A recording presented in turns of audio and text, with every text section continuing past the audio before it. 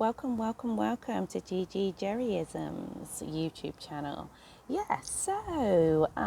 you remember masking off, masking on? What the masking hell is going on?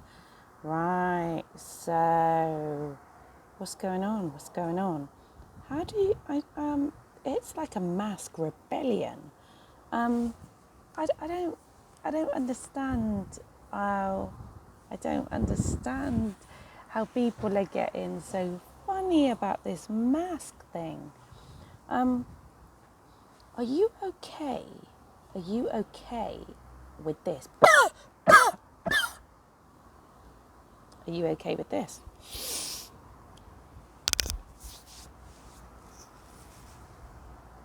Are you okay with this? So, yeah, are you okay with this? Probably got spit all over my camera now. Yeah. Have you ever been on a bus, on public transport, when someone coughs or they sneeze and you feel the hair on the back of your neck move when they've sneezed? Have you ever been to the toilet and when you come out of the toilet, someone comes out of their toilet cubicle and they don't wash their hands and then they touch the door? Yes, all of those things really that I don't understand. I think I personally, I don't mind wearing a mask. It is a craft or a technique, I say, breathing and talking. Yes, if you look at it science-wise, you are breathing in, you're inhaling and exhaling your carbon monoxide. You're exhaling your dead air. So, and you're sniffing it back in. And that's not a good thing. But I just think while we don't know what's going on and while we don't know who's coughing and spluttering all over us, we need to be more vigilant. During the pandemic, like the middle section of it, I had to go to A&E and everybody had gloves on and I think I'd done a video about this before. Everybody had gloves on and everybody had mask on. And when I already had it on before I went in, because I was really conscious of going into the hospital anyway. And there was I have to call her a matron because she came across like a matron. And she basically was like, you don't need that on in here. But she was insistent that I kept my gloves on. And then basically after about, she I wouldn't say she intimidated me, but she just jumped me so fast that I was like this and I ended up taking off the mask. And by the time I was seen by the doctor and I had to go and have a scan, when I went to have the scan, they wouldn't take me for the scan until I had a mask on. And they basically turned around because obviously everybody that was on the ward had seen that this matron had said to me, I don't need to have the mask on in here because it's sterile. And yet she had a mask on. They'd seen what she said to me and they'd seen the tone that she took to me when I was prepared to be on the ward. But what happened after that is they said that I couldn't go for the scan unless I had a mask on. So then they had to give me a mask. So, and then they said about basically I would be wheeled through wards and it's safety that I have a mask on. I didn't wheel through any wards whatsoever. I went through the same corridor I walked in at and basically there wasn't any open doors, it was a corridor and the only people that was in the corridor were the porters that was wheeling people along.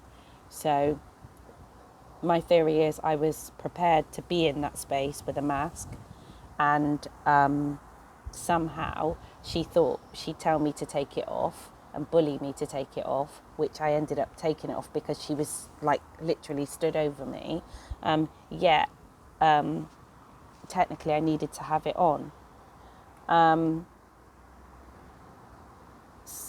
not into, I don't think about the conspiracy theories and what everybody's going on too much. That's just my personal thing. I haven't watched the news a lot, but again, that's just my personal thing with it. But at the end of the day, I have family members that have died, and they definitely died. It wasn't made up. Like, they started with a chesty infection and things like that. I know friends that had it that was really laid up, young people, old people. So there's like a small window that I can say about, probably about 5 or 6 people that I know have had it. I feel like when I look on social media, the people that are rebelling at the mask, rebelling against it, they haven't had an experience of it or had, an experience of it or an encounter. And when I mean, like, I don't mean like you catching it yourself. I mean, they don't know someone that's had it, or they haven't know someone that's died of it. So I think that's why they're so strong on what they've got to say about it. I think once you have that, like, shot in your face, it's just in your face, and you've experienced it. I think the mask thing and the cleaning, the washing the hands, everything, the whole hygiene side of it, people will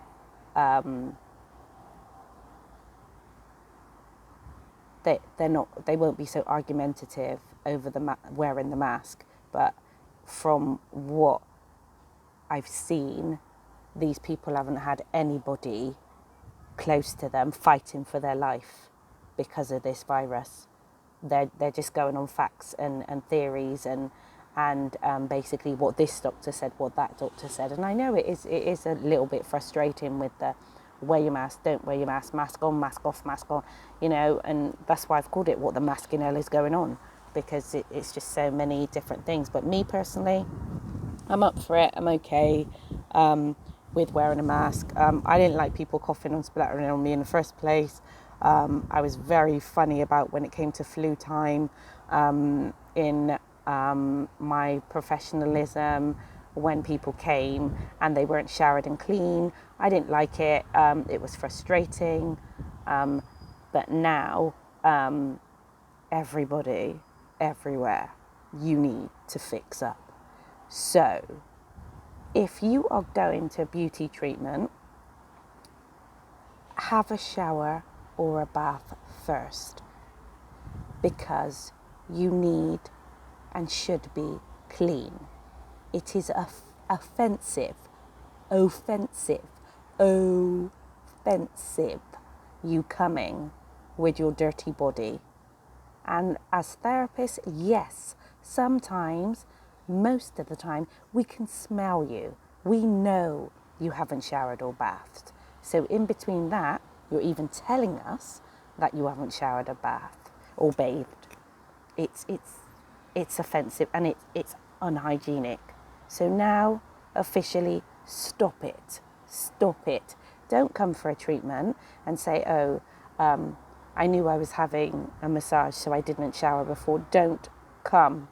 Don't shower before. And in this whole pandemic, you can buy bars of soap for 25 pence. 25 pence. And I'm not being funny, but if things are really, really bad, use washing up liquid. But shower or have a bath. Simple.